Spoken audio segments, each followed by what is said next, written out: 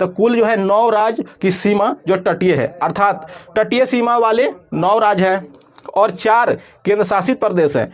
अगर हम इन दोनों को जोड़ दें तो 4 केंद्र शासित प्रदेश और 9 जो है वो राज्य जो है, टोटल राज्य केंद्र शासित प्रदेश मिलाकर भारत के कुल जो है 9 4 13 राज्य ऐसे हैं जो तटवर्ती राज्य है, अर्थात जिनकी सीमा जो है तट से तटवर्ती है और उनकी जो है कुछ लंबाइयां हैं। ठीक है, तो आइए हम जरा इनको भी एक बार देखते हैं, क्योंकि एग्जाम में आपके प्रश्न यहीं से बनते हैं जो आसानी से आप हल कर पाएंगे। तो तटीय राज्य की स्थिति देखें तो भारतीय राज्य के रूप में हम देखते हैं। तो सबसे पहले देखें तो गुजरात, सबसे अधिक जो तटीय सीमा की जो लंबाई जिस राज्य की है वह है गुजरात। गुजरात की स्थिति आप यहां देख रहे हैं, तो यह गुजरात, इसकी लंबाई है 1215 किलोमीटर।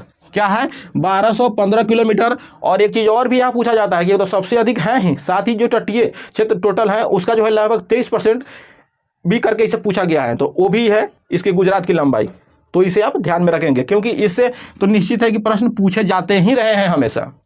फिर जब आगे बढ़ेंगे तो आंध्र प्रदेश देखेंगे, तो आंध्र प्रदेश देखिए, यह आंध्र प्रदेश की स्थिति है और इसकी तटीय सीमा की लंबाई 974 किलोमीटर है।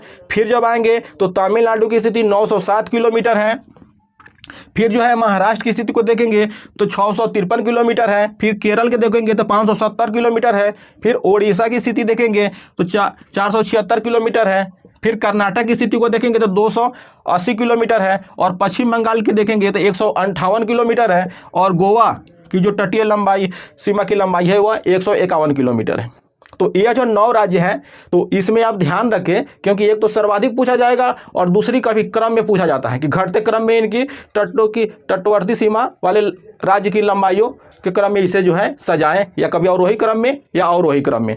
तो अगर आप शीर्ष राज्य को एक रूप में देखें ऊपर से, तो गुजरात हो गया, आंध्र प्रदेश हो गया, तमिलनाडु और महाराष्ट्र, जो घटते क्रम में तटीय सीमा की इनकी लंबाइयां हैं। सबसे अधिक गुजरात, फिर उसके बाद आंध्र प्रदेश, फिर उसके बाद जो है तमिलनाडु, फिर उसके बाद महाराष्ट्र, फिर उसके बाद केरल, उसके बाद ओडिशा, उसके बाद कर्नाटक, उसके बाद पश्चिम बंगाल और उसके बाद गोवा। ठीक है, फिर उसके बाद जो है, ये तो हमने राज्य देखा 9 राज्य जो हैं। फिर उसके बाद जो है केंद्र शासित प्रदेश के रूप में आते हैं। ठीक है, तो हम केंद्र शासित प्रदेश के रूप में देखें तो 4 केंद्र शासित प्रदेश हैं जिनकी तटीय सीमा की लंबाई है प्रॉपर। तो इनको देखें तो सबसे पहले अंडमान निकोबार द्वीप समूह। अंडमान निकोबार द्वीप समूह है जो 1962 है, जिसकी लंबाई तटीय सीमा की लंबाई देखिए, ये है आपको अंडमान निकोबार द्वीप समूह की स्थिति यहाँ बंगाल की खाड़ी वाले क्षेत्र में।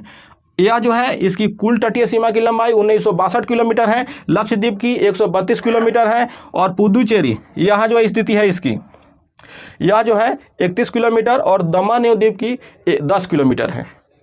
ठीक है, तो केंद्र शासित प्रदेश में 4 हो गए। अगर इन सब भारतीय राज्य और केंद्र शासित इस तरह से पूछे कि राज्य, भारतीय राज्य और केंद्र शासित प्रदेशों में सर्वाधिक तटीय सीमा की लंबाई वाला राज्य कौन है, अब प्रदेश कौन है, तो वह हो जाएगा अंडमान निकोबार द्वीप समूह, अगर ओवरऑल हो तब। लेकिन अगर केवल भारतीय राज्य करके पूछे जिसमें केंद्र शासित प्रदेश शामिल ना हो तो उस स्थिति में गुजरात हो जाएगा।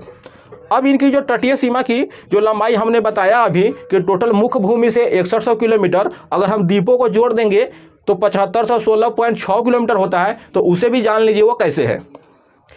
इन तटीय राज्यों की लंबाई और केंद्र शासित प्रदेशों की तटीय सीमा की जो लंबाई है, अगर आप इसे जोड़ेंगे तो आपको टोटल लंबाई जो है 16.6 किलोमीटर मिलेंगे। अर्थात राज्य, भारतीय राज्य और केंद्र शासित प्रदेश जो टोटल 13 हो गए, 13 राज्यों की अगर जो तटीय सीमा की लंबाई जोड़ेंगे तो 7516.6 किलोमीटर मिल जाएंगे।